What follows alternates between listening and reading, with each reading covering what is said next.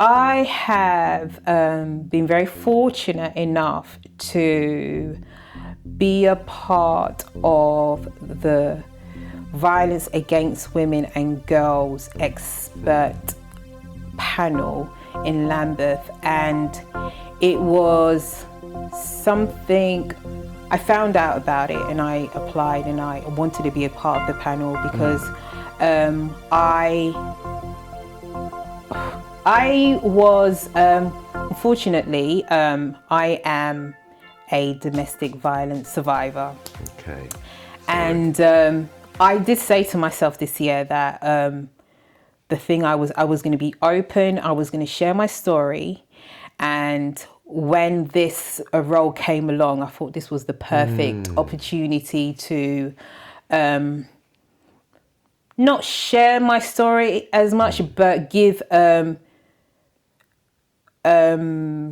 stakeholders, i.e. police, social services, the local authority, schools, some advice, support, guidance in the sense of how do you navigate all the whole infrastructure of supporting women and children who go through such things. And it's such a challenging thing because no one really talks about it. Yeah. It's very insular Yeah. as how the perpetrators like it to be insular. So you can't, the kids can't tell school, the parents can't tell, social Part of service. the nature of it so often, isn't it? So it was really important that when I joined it, it was like, because there's such an umbrella of support out there, but the fear of speaking out is the biggest thing. And it's how do you navigate that? And I'm going to be part of a panel for speaking to women of faith. And I was speaking to your wife about it, like we talk about faith, we talk about culture, and they're very much entwined. And sometimes, I think majority of the time, culture takes a bigger part than religion, but people wrap around cultural behaviors and say it's through the religion, which is not the case. So yeah, it's a challenge for me in the sense, yes, again, being vulnerable. Yeah, that's just what I was thinking. It's a challenge to be vulnerable in, when you live a world where you're protecting and you're constantly protecting and you don't want anyone to know, you live in secret, you're hiding, and you forget there's a big world out there that you can utilize. So yes, again, what I was talking about, how Black people don't tend to be vulnerable with their stuff, but you're dying inside when you could have gone to someone for help. So this is exactly the same thing. It's like you're cocooned in this space of fear, and you're scared of getting help, or you're not allowed to get help, but help is out there. So I just felt it was a time for me to do that, because I did refer to my team leaders who I allowed myself to be vulnerable with them, and they were the ones who helped me get out of my situation. Right. Goodness. Yeah. So that's powerful. Yeah. I remember I was at work one time and the perpetrator called me, because back in the day they would call you on my work phone and we were all in the office, and he would call me all the time. And this one time he called me and he was berating me, and I was sitting next to a colleague of mine and I was breaking pencils in front of and she freaked out, called someone else, and then they took me to a room, and that's how I told. I was wrapped around this secrecy for so long, and I let it all out. And I was so fortunate that I had a team and managers who supported me, and I trusted them, and they were able to see what I was going through, know that I needed time to sort myself out, and gave me the grace to still be at work, dealing with that. And also the support, as in I was able to get some counselling. There was not a lot of pressure put on me to leave him as well. They didn't put any pressure on me. They were just like, whatever you need us to do, we will do. And I think it was a couple of months after I had told them, one day I called the police, and my CEO, he went with me. The police came to my workplace and he went with me. And from there, yeah. So I feel like, so I'll go back to saying the workplace, yes, it is a hard place for us. And let's take away the workplace, but vulnerability is hard. Yes. It's very hard. But I've learned, because vulnerability is like you feel you're allowing someone to judge your situation. And to be honest, the real judgment is us judging ourselves, because we're perceiving what someone would think. But they don't hold that power over you. Their judgment is on them. It's not on you. Yeah. You control what you can do for yourself. It doesn't matter what anyone thinks of you. And so I'm learning, and I always say, I don't per se care what anyone thinks of me. I care what I think of myself. Yeah. So that's what I would say to anyone, is you carry that power and no one else can. And if you're in a situation where you need help, it's the hardest place to be. And it's not easy. I could sit here and tell you my whole journey and we'll be here forever. I didn't come to that place in one day. I didn't come to that place in a year. It took years. But you will get to a place where it clicks in your mind, where you free yourself. Once you free your mind, your body will follow. Yes. Okay. Yeah. Your body will follow. Yeah. So yeah.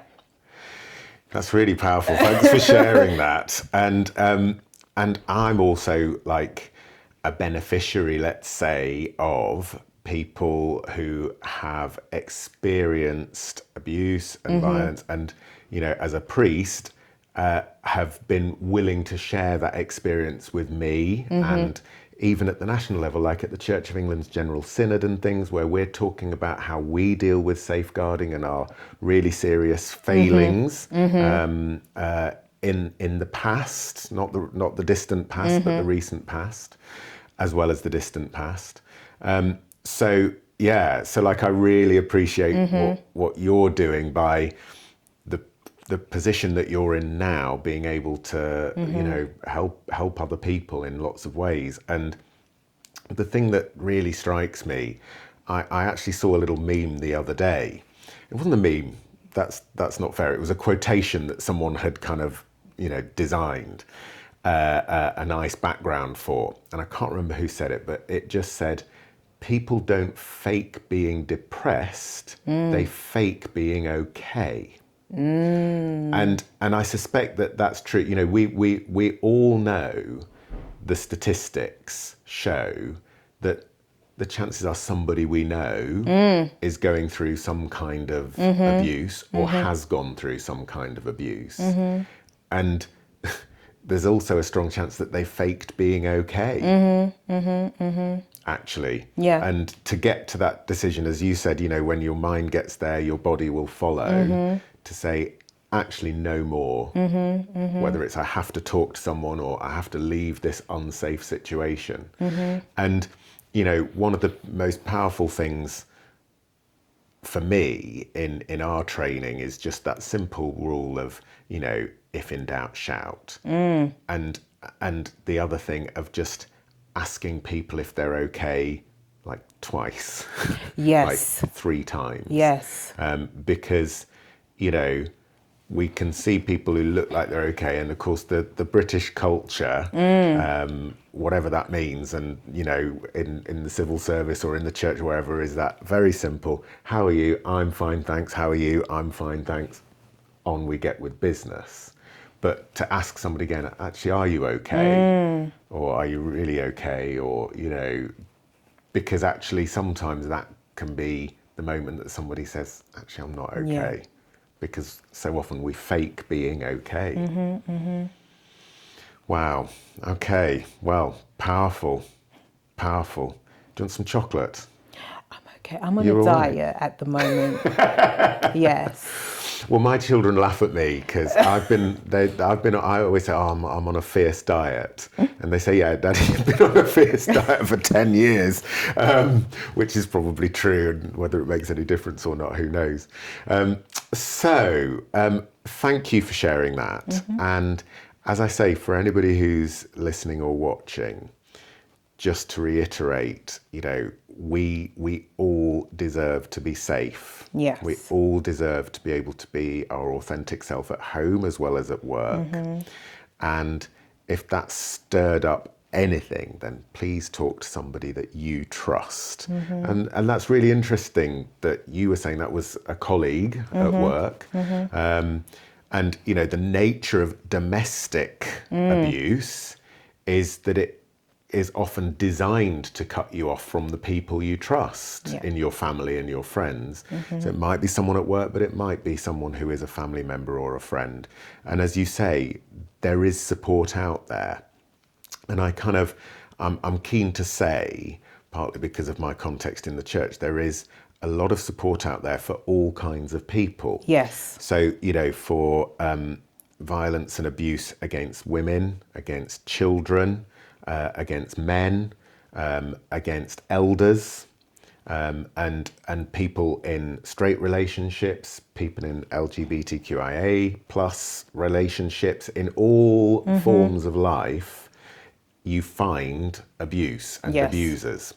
And I'm really thankful, like in church, we have a big list of all the different kinds of support available, because sometimes we do want to, you know, we need that specific support. Definitely. Not just general support. So there is support out there. Anything else you want to say on that essay? I think I will go back on the support aspect. I think I remember fearing getting support because it would be like, oh my gosh, it's going to be intrusive. They're going to, my children, you know. And so you fear, and also you fear someone else taking control, because you have to give control to the safeguarding framework or the umbrella of doctors, social services, police, and school. Yes. But is also to remind people that the only way you can help yourself is allowing others to help you. You are not going to get to a place on your own, and you need that safeguarding infrastructure to support you. And that is one of the things that the panel that I'm working with are trying to focus on, is telling people there is help out there. You are not on your own, and a survivor does not look the same as another survivor. We all look so different from different walks of life. I mean, I have met, which is so intriguing to me, on this journey that I have been as a survivor, I have met film writers, models, pastors' wives, nurses, doctors, CEOs. I have met, and all different demographics, white, black, Asian. I have met anything you think. People assume that a woman or a person who's gone through domestic violence is from an economic deprived situation. No, it's not the case. You've got educated women, and you were thinking, but why didn't It doesn't matter. When someone is able to strip you away of your confidence, and it can happen to anybody. Yeah.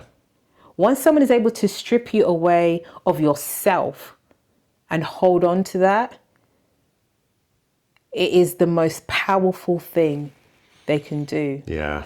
So, Awful. yeah. So, so please, I always say, do not judge yourself or prejudge yourself. You are already there.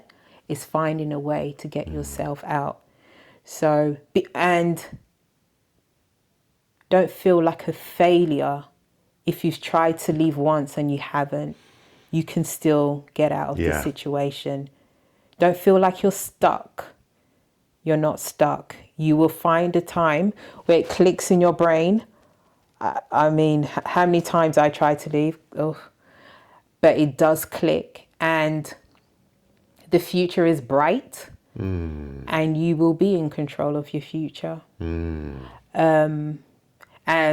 as Pastor Andrew said, he had another thing, and I mean, my future, it took me a while to get here, so I will never say, oh my gosh, I left that person and then my life was rosy. No, I will never say that. But I have been very fortunate to find a man in my life that has made... I was speaking to a friend yesterday, and he said he read a book and it says, why can't it be easy? So, you know, when we think, oh my gosh, this is hard, this is hard, this is hard. And he said, why can't it be easy? And when he said that to me, it made me think of the man that I have in my life now. And meeting him was the easiest thing I'd ever done in my life. Wow. Beautiful. Falling in love with him was the easiest thing I'd ever done in my life.